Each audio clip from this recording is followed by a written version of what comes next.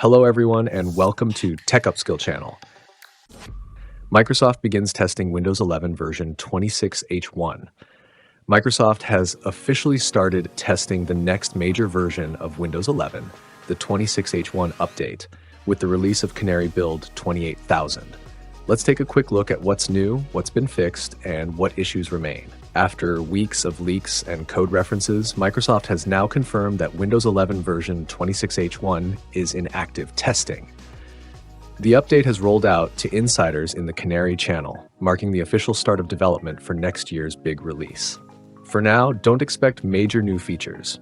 This build primarily focuses on platform-level improvements. According to Microsoft, version 26H1 lays the groundwork for hardware support for new hardware support live, especially for next-generation Snapdragon X2 chips and other upcoming silicon architectures. Microsoft also reaffirmed its annual update schedule, with major feature releases continuing to arrive in the second half of each year. Build 28000 brings several important bug fixes as well. Live captions no longer cause crashes for some users, and the Outlook login window now works correctly again.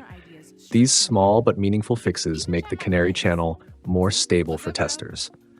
Of course, early builds still have issues. Microsoft has listed several known problems. For instance, the Start menu may unexpectedly jump to the top of the screen, and some users are experiencing sleep and shutdown issues. The company says these bugs are under investigation and will be addressed in future updates. In summary, Windows 11 version 26H1 is shaping up to be a release focused on performance, hardware compatibility, and overall stability. More visible changes and new features are expected in the coming months as development continues.